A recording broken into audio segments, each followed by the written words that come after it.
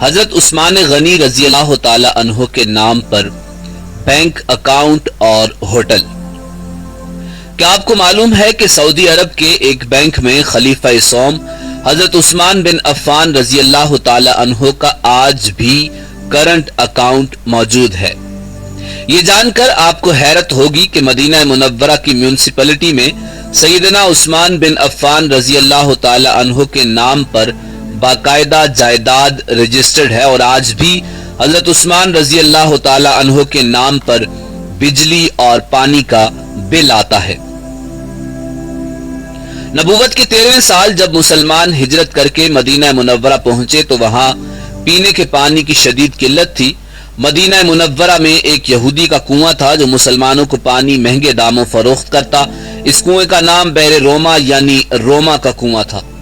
وہاں ان حالات سے پریشان ہو کر مسلمانوں نے رسول کائنات صلی اللہ علیہ وسلم سے شکایت کی اور اپنی پریشانی سے آگاہ کیا تو اللہ کے نبی حضرت محمد مصطفیٰ صلی اللہ علیہ وسلم نے فرمایا، کون ہے جو یہ کنواں خریدے اور مسلمانوں کے لیے وقف کر دے؟ ایسا کرنے پر اللہ تعالیٰ اسے جنت میں چشمہ عطا کرے گا۔ حضرت عثمان بن عفان رضی اللہ تعالی عنہ اس یہودی کے پاس گئے اور کنواں خریدنے کی خواہش کا اظہار کیا۔ کنواں چونکہ منافع بخش آمدنی کا ذریعہ تھا، اس لیے یہودی نے اسے فروخت کرنے سے انکار کر دیا۔ حضرت عثمان رضی اللہ تعالی عنہ نے یہ تدبیر کی کہ یہودی سے کہا، پورا کنواں نہ صحیح، آدھا کنواں مجھے فروخت کر دو۔ آدھا کنواں فروخت کرنے پر ایک دن کنویں کا پانی تمہارا ہوگا اور دوسرے دن میرا ہوگا۔ یہودی ان کی اس پیشکش پر لالچ میں آ گیا۔ اس نے سوچا کہ حضرت عثمان رضی اللہ تعالی عنہ اپنے دن میں پانی مہنگے داموں فروخت کریں گے، اس طرح اسے زیادہ منافع کمانے کا موقع مل جائے گا۔ چنانچہ اس نے آدھا کنواں حضرت عثمان رضی اللہ تعالی عنہ کو فروخت کر دیا۔ سیدنا عثمان غنی رضی اللہ تعالی عنہ نے وہ کنواں اللہ کی رضا کے لیے وقف کر کے اپنے دن مسلمانوں کو کنویں سے مفت پانی حاصل کرنے کی اجازت دے دی۔ لوگ حضرت عثمان غنی رضی اللہ تعالی عنہ کے دن مفت پانی حاصل کرتے اور اگلے دن کے لیے بھی ذخیرہ کر لیتے۔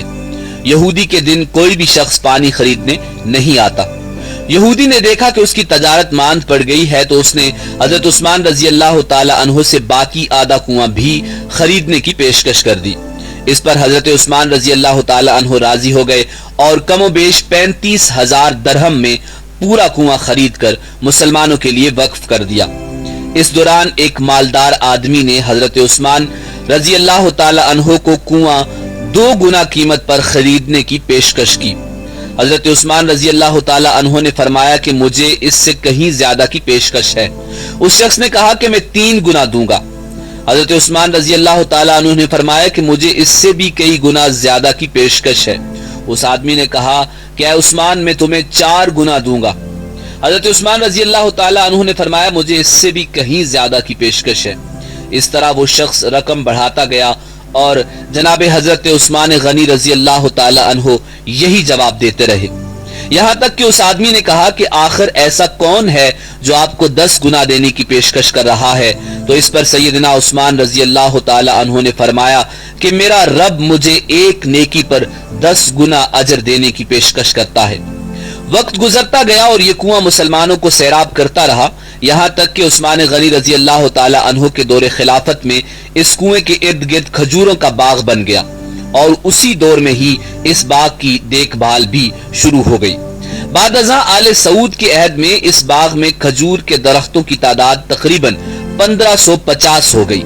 حکومت وقت نے اس باغ کے گرد 4 دیواری بنوائی اور یہ جگہ میونسپلٹی میں حضرت عثمان بن عفان رضی اللہ تعالی عنہ کے نام پر رجسٹرڈ کر دی گئی۔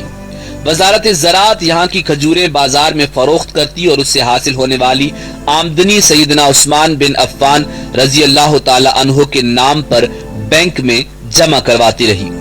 چلتے چلتے یہاں تک اس اکاؤنٹ میں اتنی رقم جمع ہو گئی کہ مدینہ منورہ کے مرکزی علاقہ میں اس باغ کی آمدنی سے ایک کشادہ پلاٹ خریدا گیا جہاں ہوٹل عثمان بن عفان رضی اللہ تعالی عنہ کے نام سے ایک رہائشی ہوٹل تعمیر کیا جانے لگا۔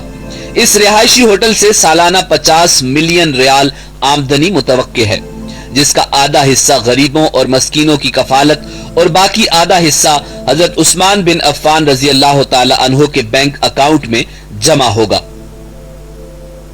ذوالنورین سیدنا عثمان بن عفان رضی اللہ تعالی عنہ کے اس عمل اور خلوص نیت کو اللہ رب العزت نے اپنی بارگاہ میں ایسے قبول فرمایا اور اس میں اتنی برکت عطا فرمائی کہ قیامت تک ان کے لیے صدقہ جاریہ بنا دیا۔ یہی وہ لوگ ہیں جن کی جانیں اور مال اللہ تعالیٰ نے اپنی جنتوں کے بدلے خرید لیے۔ یہی وہ لوگ ہیں جنہوں نے اللہ کے ساتھ تجارت کی، جنہوں نے اللہ رب العزت کو قرض دیا، اچھا قرض، اور پھر اللہ تعالیٰ نے انہیں کئی گنا بڑھا کر لوٹایا۔